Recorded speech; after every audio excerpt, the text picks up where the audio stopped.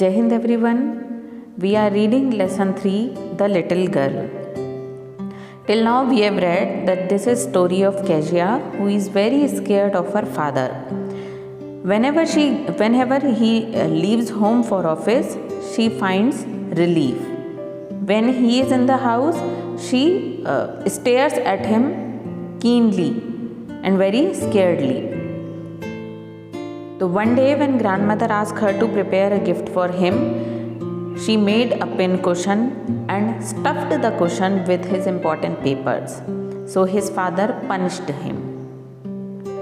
Okay, so we'll continue from point number 8.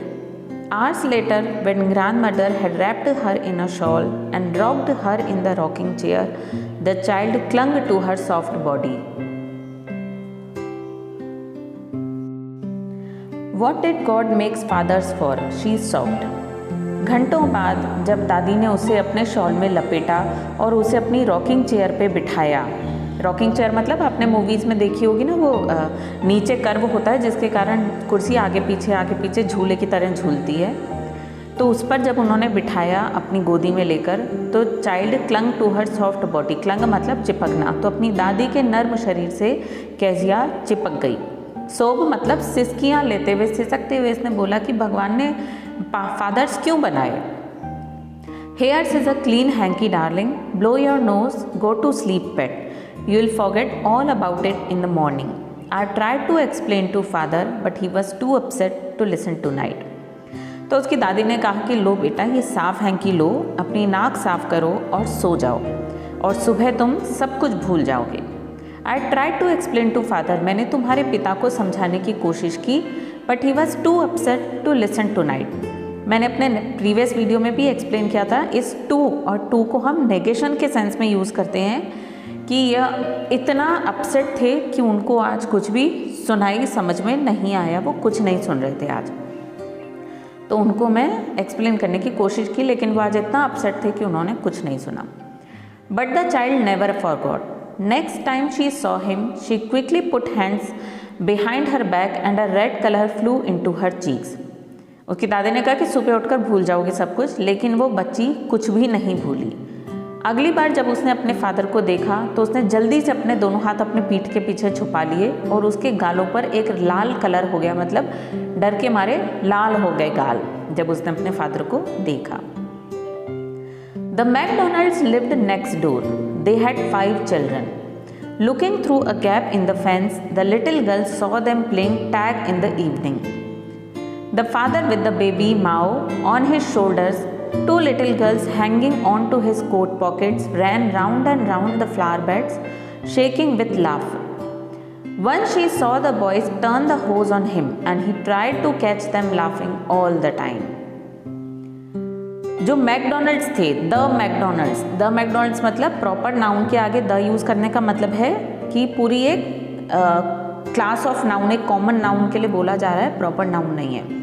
तो जो McDonald's थे, मतलब जैसे अपन कहते हैं कि द तेंदुलकर्स, तो पूरे एक तेंदुलकर फैमिली को, एक पूरी क्लास को हम संबोधित कर रहे हैं, इसलिए यहाँ पर ये प्रॉपर नाउन नहीं रह गया, कॉमन नाउन हो गया है, कलेक्टिव नाउन हो गया है, इसलिए हमने इसके आगे द लगाया है। तो जो मैकडोनल्ड्स थे, यानी कि मैकडोनल्ड परिवार जो था वो नेक्स्ट डोर मतलब पड़ोस में रहते थे। दे हैड 5 चिल्ड्रन, उनके 5 बच्चे थे। Looking through a gap in the fence, the little girl saw them playing in the evening. Tag जो होता है वो एक गेम है, जैसे अपन पकड़म पकड़ाई खेलते हैं, एक दूसरे को पकड़ने का गेम। तो वो फेंस मतलब जो दीवार है, बीच में बाउंड्री है हमारे घर और उनके मैकडोनल्ड्स के घर में जो बाउंड्री है, उसमें जो थोड़ा सा गैप है, जो थोड़ी सी जगह है, उसमें से वो बच्ची, छोटी सी लड़की केजिया, उनको शाम को खेलते हुए देखा करती थी। The father with the baby Mao and his shoulder, जबकि जो पिता थे उन्होंने अपने कंधों पर छोटे बच्चे माओ को बिठा रखा था। 2 छोटी लड़कियां उनकी कोट की पॉकेट्स पकड़कर इधर उधर फ्लावर बेड्स मतलब जो फूलों की क्यारियां थी उनके आसपास भाग दौड़ रही थी, हंस रही थी। और एक बार उसने, once she saw the boys turn the hose on him, hose मतलब जो वाटर वाला पाइप होता है, तो एक बार उसने देखा कि उन लड़कों ने अपना पाइप अपने फादर की तरफ किया और वो फादर उन बच्चों को पकड़ने की कोशिश कर रहे थे, लाफिंग ऑल द टाइम, पूरे टाइम हंसते हुए। तो इस प्रकार वो उनको शाम को खेलते हुए देखा करती थी। Then it was she decided there were different sorts of fathers, और तब उसने ये डिसाइड किया कि दुनिया में फादर्स के भी अलग अलग प्रकार होते हैं, मतलब अलग अलग तरह के फादर होते हैं। मतलब एक उसके फादर जिन्होंने उसे मारा, और एक ये मैकडोनाल्ड फादर जो कि अपने बच्चों के साथ ऐसे खेलते हैं। Suddenly one day mother became ill and she and grandmother went to hospital. एक दिन अचानक मदर, कैजिया की मदर थी, वो बीमार हो गई और वो और दादी हॉस्पिटल चले गए। The little girl was left alone in the house with Alice the cook. That was all right in the daytime, but while Alice was putting her to bed she grew suddenly afraid. एक दिन उसकी mother बीमार हो गई तो वो hospital चले गए और वो कैजिया जो है घर में अकेली रह गई, वो और उसकी cook Alice. Daytime it was all right, मतलब दिन के वक्त तो ठीक था, उसको अकेले रहने में प्रॉब्लम नहीं हुई। But while Alice was putting her to bed, लेकिन जब रात के वक्त एलिस उसे सुला रही थी तो वो अचानक से डर गई, उसे डर लगने लगा। What will I do if I have a nightmare? she asked. I often have nightmares and then Granny takes me into her bed. I can't stay in the dark, it all gets whispery. उसने पूछा, nightmare मतलब सपना आए, डरावना सपना आए। उसने पूछा कि अगर मेरे को डरावना सपना आया तो मुझे अधिकतर ऐसे ऑफन मतलब अक्सर, मुझे अक्सर ऐसे डरावने सपने आते हैं और फिर दादी मुझे अपने बेड में ले लेती है, अपने साथ सुला लेती है। I can't stay in the dark, it all gets whispery. मैं अंधेरे में नहीं रह सकती क्योंकि अंधेरे में बिल्कुल विस्परी मतलब फुसफुसाहट की आवाज़ें आती हैं मुझे, वो तो डरती है रात में। You just go to sleep child, said Alice pulling off her socks, and don't you scream and wake your poor pa. लेकिन एलिस ने उसके मोजे उतारते हुए से कहा कि तुम बस सो जाओ बच्चे, और चिल्लाकर अपने बेचारे पापा को मत जगा देना। But the same old nightmare came, the butcher with a knife and a rope, who came nearer and nearer, smiling that dreadful smile, while she could not move, could only stand still, crying out, "Grandma, Grandma." She woke shivering to see father beside her bed, a candle in his hand. "What's the matter?" he said. लेकिन वही पुराना सपना उसको आया जो हमेशा उसे सपना आता रहता है, डरावना, जिसमें एक बूचर है, एक रस्सी और हाथ में एक चाकू लिए, नियर एंड नियरर मतलब और पास आ रहा है, और ड्रेडफुल मतलब खतरनाक भयानक मुस्कुराहट मुस्कुराते हुए, और वो बिल्कुल नहीं हिल पा रही, बिल्कुल स्थिर खड़ी है और चिल्ला रही है, ग्रैंडमा ग्रैंडमा। मतलब वो ये डरावना सपना बार बार देखा करती थी जिसमें एक बूचर यानी कि कसाई हाथ में चाकू और रस्सी लिए उसकी तरफ आ रहा है और वो बिल्कुल हिलडुल नहीं पा रही, बस डर के मारे खड़ी हुई चिल्ला रही है। और वो डर शिवर मतलब कांपते हुए, वो एकदम से डर के मारे कांपते हुए उठी और उसे अपने बिस्तर के बगल में कौन दिखाई दिया? फादर दिखाई दिए, अपने हाथ में एक मोमबत्ती लिए हुए। उन्होंने पूछा, what's the matter? Oh, a butcher, a knife, I want Granny. He blew out the candle, bent down and caught up the child in his arms, carrying her along the passage to the big bedroom. A newspaper was on the bed. He put away the paper, then carefully tucked up the child. He lay down beside her, half asleep still with the butcher's smile all around her, it seemed. She crept close to him, snuggled her head under his arm, held tightly to his shirt. तो उसके पिता ने पूछा कि क्या हुआ, तो वो अभी भी रात में बोल रही है, वो बूचर, चाकू, दादी चाहिए। तो उन्होंने मोमबत्ती बुझाई, ब्लू आउट मतलब मोमबत्ती को बुझाया, फूंक मारा, बेंट डाउन मतलब नीचे झुके, and caught up the child in his arms, और बच्चे को अपनी बाहों में उठा लिया, गोदी में उठा लिया। Carrying her along the passage to the big bedroom, और पैसेज से होते हुए वो उसे बिग बेडरूम यानी अपने बेडरूम तक ले गए। A newspaper was on the bed, बिस्तर पे एक न्यूज़पेपर रखा हुआ था। ही पुट अवे द पेपर, उन्होंने उस अखबार को उठाकर दूर रखा मतलब हटा दिया। Then carefully tucked up the child, और फिर केयरफुली बच्चे को टकअप कर दिया मतलब लेटा दिया, चादर से ढक दिया मतलब कंफर्टेबल बना दिया।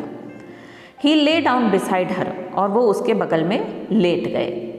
Half asleep still with the butcher's smile all about her it seemed. अभी भी वो आधी नींद में थी और अभी भी उसे ऐसा लग रहा था जैसे बूचर की स्माइल उसे दिख रही हो, मतलब अभी भी वो नींद में थी, अभी भी वो सपने के उसमें थी, प्रभाव में। क्रैप्ट मतलब रेंग कर, सरक कर। क्रीप का सेकंड फॉर्म है क्रैप्ट। वो उनके समीप सरक आई। स्नगल मतलब अपने सिर को उनकी बाहों के उनके हाथ के नीचे घुसा दिया और उनकी शर्ट को अपने हाथ से एकदम टाइटली पकड़ लिया। Then the dark did not matter, she lay still. Here, rub your feet against my legs and get them warm, said father.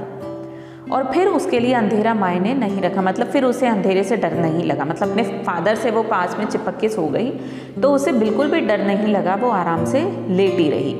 और उसके फादर ने कहा कि मेरे पैरों से अपने पैर रगड़ लो और गर्म कर लो। Tired out, he slept before the little girl. A funny feeling came over her. Poor father, not so big after all, and with no one to look after him. He was harder than grandmother, but it was a nice hardness. Tired out मतलब एकदम थके हुए, वो उससे पहले ही सो गए, उन्हें उससे पहले ही नींद आ गई। तब उसे एक अजीब सी फनी फीलिंग आई, मतलब उसके दिमाग में दूसरी बातें आई, मजाकिया सी हंसी आई उसे। बेचारे फादर इतने भी बड़े नहीं हैं। इतने बड़े मतलब हमने पहले भी पढ़ा है कि उसे इतने बड़े लगते थे, इतने बड़े हाथ, और उबासी लेते हैं तो इतना बड़ा मुंह। उनके बारे में सोचकर लगती थी जैसे किसी दैत्य के बारे में सोच रहे हो। लेकिन आज उसे ख्याल आया कि बेचारे फादर इतने भी बड़े नहीं हैं और कोई भी तो नहीं है उनका ख्याल रखने के लिए। He was harder than grand mother, मतलब जैसे उसकी दादी उसका ख्याल रखती हैं, उसके पेरेंट्स रखते हैं, तो उनका तो कोई नहीं रखता। वो दादी माँ से हार्डर थे, मतलब दादी की बॉडी से उसके फादर की बॉडी कड़क थी, लेकिन वो एक अच्छी कड़क थी। And every day he had to work and was too tired to be a mister McDonald. She had torn up all his beautiful writing. She stayed suddenly and side. और हर दिन उनको काम पे जाना पड़ता था और वो मिस्टर मैकडोनल्ड बनने के लिए बहुत ज़्यादा थके हुए होते थे, मतलब वो इतने थक जाते थे कि वो उनकी तरह नहीं खेल सकते थे भाग दौड़ के लिए। और उसने उनकी सारी ब्यूटीफुल राइटिंग को भी तो फाड़ दिया था। वो अचानक से स्टिर मतलब अचानक से हिली, झटका सा लगा, और साय मतलब एक गहरी सांस उसने ली। What's the matter asked her father, another dream? Oh said the little girl, my head is on your heart, I can hear it going. What a big heart you have got father dear. तो उसके father ने दोबारा से पूछा कि क्या हुआ, दोबारा सपना आया? तो उसने कहा कि ओह, मेरा सिर आपके दिल के ऊपर है और मुझे आपके दिल की आवाज़ सुनाई दे रही है। कितना बड़ा दिल है आपका प्यारे पापा। ठीक है, तो इस कहानी से हमने जैसे शुरुआत में पढ़ा था कि जब हम थोड़े बड़े होते हैं तब हम अपने पेरेंट्स के कुछ बातों को, कुछ ऑर्डर्स को, कुछ एक्शंस को ज़्यादा बेहतर समझ पाते हैं। तो इसी प्रकार जैसे वो इतना डरती थी, कहती थी कि बनाए ही क्यों हैं फादर, तो उसे बाद में समझ में आया उनकी सारी बातें कि उसकी खुद की भी गलती थी और उसके फादर भी थकते थे, तो उससे अपने फादर अच्छे से समझ में आए। नेक्स्ट वीडियो में हम इस चैप्टर के क्वेश्चन आंसर्स डिस्कस करेंगे।